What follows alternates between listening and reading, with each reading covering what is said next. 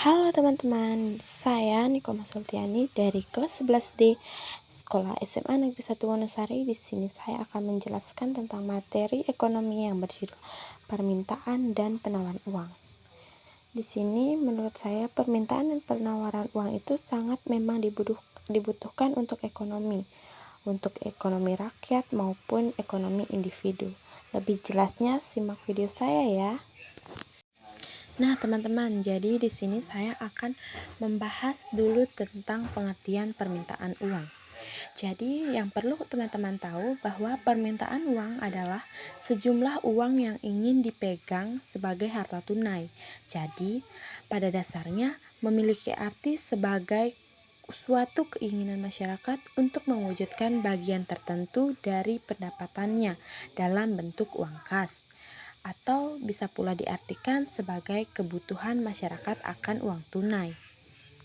Nah, teman-teman, perlu kalian ketahui bahwa berdasarkan teori permintaan uang atau money demand bisa dibagi menjadi dua loh, yaitu yang pertama, teori uang Keynes, dan yang kedua, teori kuantitas uang klasik. Nah, ini adalah permintaan uang yang dibagi menjadi dua. Nah, setelah ini kita akan membahasnya ya satu persatu. Nah, teman-teman, jadi kali ini aku akan membahas tentang teori permintaan uang Keynes. Teori permintaan uang Keynes ini terbagi menjadi tiga, yaitu yang pertama motif transaksi, dan yang kedua motif berjaga-jaga, dan yang ketiga adalah motif mendapatkan keuntungan. Jadi, yang kita akan bahas pertama yaitu motif transaksi. Nah, teman-teman, kali ini kita bahas satu persatu dulu, yaitu yang pertama motif transaksi.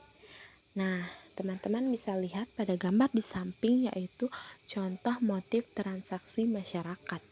Adapun motif transaksi masyarakat adalah memegang uang dengan tujuan untuk mempermudah kegiatan transaksi sehari-hari. Contohnya, kalau kamu ingin membeli pensil di koperasi, bayarnya harus dengan uang cash atau transaksi jual beli. Begini ya, teman-teman, contohnya. Jika kalian ingin ke pasar dan tujuan kalian untuk membeli cabai, kalian juga harus menyiapkan uang cash karena kegiatan transaksi di pasar hanya menggunakan uang cash atau belum ada yang namanya QRIS atau sebagai lainnya. Jadi masih menggunakan kegiatan transaksi uang cash. Nah, itulah contoh dari motif transaksi masyarakat. Dan kali ini kita akan bahas yang kedua, motif berjaga-jaga. Kalian juga bisa lihat pada gambar di samping contoh dari motif berjaga-jaga. Adapun motif berjaga-jaga adalah untuk persiapan menghadapi hal-hal yang tidak diinginkan atau yang tidak terduga. Misalnya sakit atau mengalami kecelakaan. Kalau tidak punya tabungan, bagaimana bayarnya? Bagaimana? Hayo. Nah, teman-teman, pasti masih ada yang bingung. Apa sih maksud dari motif berjaga-jaga ini? Apa sih contoh motif berjaga-jaga ini? Nah, jadi contoh dari motif berjaga-jaga ini adalah kita melakukan investasi atau tabungan terlebih dahulu. Nah, kita menabung, kita berinvestasi. Di saat kita ke depannya mengalami kesusahan, kita tidak akan bingung mencari bantuan kemana, karena kita sudah memiliki investasi atau tabungan yang kita sudah lakukan selama ini. Jadi, pentingnya untuk berjaga-jaga itu adalah di saat kita kesusahan, masih ada yang kita harapkan untuk membantu kita, yaitu tabungan dan investasi yang kita sudah lakukan selama ini. Nah, teman-teman, itulah contoh dari motif berjaga-jaga menurut saya pribadi. Dan kali ini saya akan membahas tentang nomor 3, yaitu motif mendapatkan keuntungan. Adapun motif mendapatkan keuntungan ini, nama lainnya dari motif ini adalah motivasi spekulasi. Nah, misalnya kamu membeli emas saat harga emas sedang rendah dan kamu menjualnya kembali saat harga emas tersebut naik. Nah, di sini maksud dari spekulan selisih harga beli dan jual dapat menghasilkan keuntungan. Nah, jadi teman-teman, contoh dari motif mendapatkan keuntungan ini adalah yaitu yang pertama. Nah, jangankan kita mencari dari emas, contoh dari emas. Kita bisa mencari dari contoh warung. Orang warung membeli cabai ini dengan harga 40.000 dan sedangkan jika mereka mengecer dari harga 10.000 1 ons, mereka bisa mendapatkan lebih daripada harga yang mereka beli dan mereka akan mendapatkan keuntungan yang lebih besar dari harga yang mereka beli. Nah, teman-teman, menurut saya itu juga termasuk dari contoh motif mendapatkan keuntungan karena kita membeli harga cabai itu dengan harga yang rendah dan setelah kita mengecer kembali harga cabai itu, kita mendapatkan keuntungan yang lebih besar daripada harga yang kita beli tersebut. Jadi itulah contoh dari motif keuntungan. Nah, teman-teman, tadi kita sudah membahas tentang teori permintaan uang Keynes. Di sini kita akan membahas tentang teori kuantitas atau klasik, di mana di samping-samping gambar ini sudah terdapat foto-foto dari yang pertama foto David Ricardo dan yang kedua foto Irving Fisher. Dan menurut pernyataan David Ricardo, kuat atau lemahnya nilai uang sangat tergantung pada jumlah uang yang beredar. Apabila jumlah uang berubah menjadi 2 kali lipat, maka nilai uang akan menurun menjadi setengah dari semula. Dan juga sebaliknya, apabila jumlah uang berkurang hingga setengahnya, maka nilai uang akan naik menjadi 2 kali lipat. Hal ini terjadi karena jika jumlah uang naik menjadi 2 kali lipat, otomatis nilai uang akan menurun menjadi setengahnya. Itu adalah pernyataan dari David Ricardo. Dan setelah pernyataan tersebut diutarakan oleh David Ricardo, ada pernyataan tersebut disempurnakan oleh Irving Fisher, yaitu Irving Fisher menyatakan bahwa perubahan nilai uang atau tingkat harga merupakan akibat adanya perubahan jumlah uang yang beredar. Nah, bertambahnya jumlah uang yang beredar dalam masyarakat mengakibatkan turunnya nilai mata uang. Menurunnya nilai mata uang sama artinya dengan naiknya tingkat harga. Nah, itu adalah menurut Irving Fisher. Nah, yang pertama itu adalah menurut pernyataan David Ricardo dan disempurnakan oleh menurut Irving Fisher. Nah, teman-teman, dari dua tokoh tersebut, teori permintaan uang dapat dinyatakan bahwa perubahan uang atau tingkat harga merupakan akibat adanya perubahan jumlah uang yang beredar. Bertambahnya jumlah uang yang beredar dalam masyarakat mengakibatkan turunnya nilai mata uang. Nah, menurunnya nilai mata uang juga sama artinya dengan naiknya tingkat harga. Pendapatan tersebut dinyatakan dalam persamaan terkait rumus yaitu M kali V sama dengan P kali T. Nah, teman-teman, jadi kita perlu ketahui nih, apa sih keterangan dari M kali V sama dengan V kali T? Nah, sekarang kita bahas ya. Nah, yang pertama, M itu adalah money atau yang disebut juga jumlah uang yang beredar.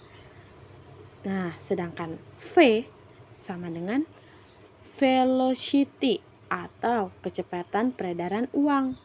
Nah, P sama dengan price atau tingkat harga, dan T sama dengan transaction atau jumlah transaksi barang atau jasa. Nah, teman-teman, setelah kita mempelajari keterangan dari rumus tersebut, ternyata ada rumusnya yang lain juga loh untuk menentukan jumlah uang yang beredar dan lain-lainnya.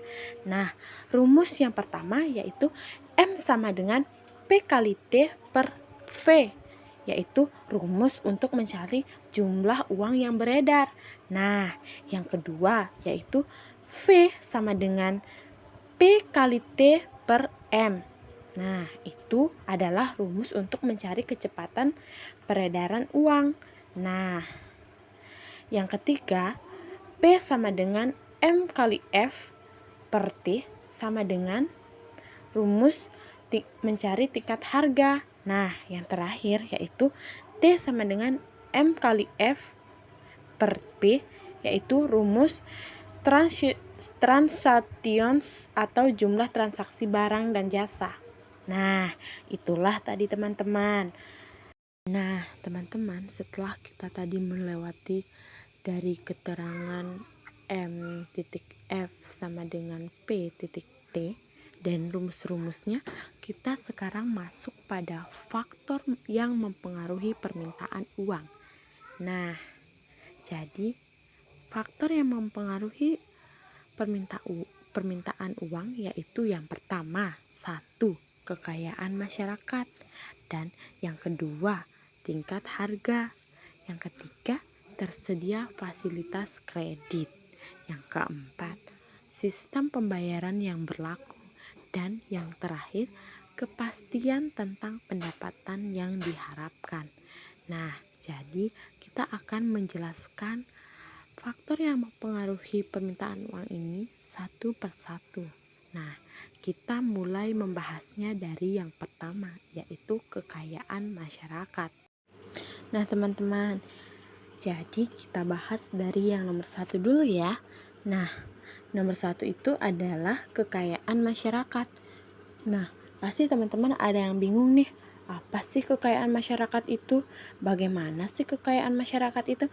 Nah, kali ini aku akan menjelaskan ya teman-teman, apa sih kekayaan masyarakat. Nah, menurut saya, kekayaan masyarakat adalah nilai dari semua sumber daya yang dimiliki oleh masyarakat. Nah, kekayaan masyarakat itu bisa berupa harta benda, aset keuangan, maupun kekayaan intelektual. Nah, contohnya pada gambar di samping ini ya teman-teman. Ini adalah contoh kekayaan masyarakat berupa rumah, harta benda atau aset tanah atau aset rumah. Nah, teman-teman, itulah tadi pembahasan tentang kekayaan masyarakat. Nah, yang kedua, kita akan membahas tentang tingkat harga. Teman-teman pasti juga bingung apa itu tingkat harga. Nah, sekarang saya akan jelaskan apa sih tingkat harga itu menurut saya. Nah, menurut saya, tingkat harga adalah rata-rata harga barang dan jasa yang berlaku di suatu perekonomian. Tingkat harga juga bisa diartikan sebagai biaya rata-rata barang dan jasa yang dijual. Nah, teman-teman, bisa kalian lihat nih, gambar di samping ini adalah gambar tingkat harga. Nah, tingkat harga tersebut ini memiliki contoh bahwa menurut saya, contoh dari tingkat harga itu yaitu kita membeli gula dengan harga lama yaitu 8.000. Setelah harga gula meningkat dan harga gula pun menjadi baru yaitu harganya menjadi 10.000. Nah, itu adalah yang dinamakan dari tingkat harga. Setelah kita mempelajari tingkat harga, sekarang kita memasuki ke nomor 3 yaitu tersedia fasilitas kredit. Nah, menurut saya, tersedia fasilitas kredit ini adalah berarti seperti bank, koperasi, atau lembaga pembiayaan. Contohnya seperti kita kredit kendaraan atau kredit rumah. Nah, teman-teman bisa lihat gambar pada di samping ini. Itulah yang dinamakan tersedia fasilitas kredit. Nah, teman-teman, setelah kita mempelajari tersedia fasilitas kredit, kita akan memasuki pada nomor 4, yaitu sistem pembayaran yang berlaku. Nah, sistem pembayaran yang berlaku ini adalah aturan dan cara pembayaran yang digunakan dalam suatu transaksi mencakup metode tunai atau non-tunai. Nah, bisa kalian lihat pada contoh gambar di samping ya. Nah, teman-teman, setelah kita membahas tadi yaitu sistem pembayaran yang berlaku, kita akan membahas yaitu nomor 5, kepastian tentang pendapatan yang diharapkan. Nah, bisa kalian lihat pada gambar di samping ya. Nah, kepastian tentang pendapatan yang diharapkan yaitu adalah jaminan atau keyakinan bahwa seseorang atau suatu pihak akan menerima penghasilan tertentu di masa depan, baik dari pekerjaan, investasi, atau usaha. Nah, itulah tadi pengertian dari kepastian tentang pendapatan yang diharapkan. Nah, teman-teman, dari 1 sampai nomor 5 kita sudah selesai membahasnya. Nah, sekarang kita akan membahas ke materi selanjutnya. Nah, teman-teman, sekarang kita akan membahas tentang penawaran uang. Penawaran uang adalah jumlah uang yang ada dan siap beredar untuk keperluan transaksi bagi masyarakat pada wilayah dan waktu tertentu. Nah, uang dalam peredaran adalah seluruh jumlah mata uang yang telah dikeluarkan dan diedarkan oleh bank sentral, baik uang logam maupun uang kertas. Uang beredar adalah semua jenis uang yang ada dalam perekonomian, termasuk di dalamnya jumlah mata uang dalam peredaran ditambah dengan uang giral yang ada di bank-bank umum. Nah, teman-teman, sekarang kita akan membahas jenis uang yang beredar di masyarakat. Nah, yang pertama yaitu M1 Pernarau Money atau uang kartal tambah uang giral. Nah, bisa kalian lihat nih contohnya pada gambar di samping. Itu adalah contoh dari gambar uang kartal atau uang giral. Nah, yang kedua yaitu M2 per broad money sama dengan dalam kurung M1 tambah uang kuasi. Nah, bisa kalian lihat juga contohnya pada gambar di samping ini. Ini adalah contoh dari uang kuasi. Nah, yang ketiga yaitu M3 dalam kurung M2 tambah deposito berjangka panjang. Nah, bisa teman-teman lihat pada gambar di samping ini adalah gambar deposito berjangka panjang. Nah, teman-teman, itulah tadi jenis uang yang beredar di masyarakat. Nah, setelah ini kita akan membahas materi selanjutnya ya, teman-teman.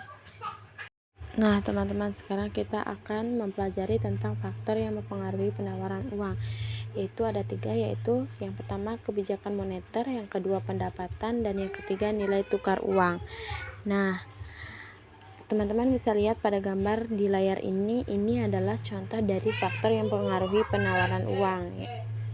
Mulai dari kebijakan moneter, pendapatan, dan nilai tukar uang. Nah, teman-teman, tak terasa nih kita sudah melewati banyak sekali materi yang telah kita bahas. Nah, bagian terakhir yaitu kita masuk pada kesimpulan. Nah, kesimpulan di sini adalah permintaan uang sama dengan jumlah uang yang dibutuhkan masyarakat dalam kurun waktu tertentu.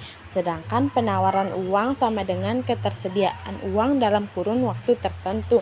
Nah, teman-teman, inilah materi yang saya paparkan atau yang saya jelaskan untuk kalian. Makasih ya teman-teman sudah melihat dan sudah menonton. Nah, terima kasih ya teman-teman. Bertemu lagi di materi selanjutnya. Bye-bye. Thank you ya.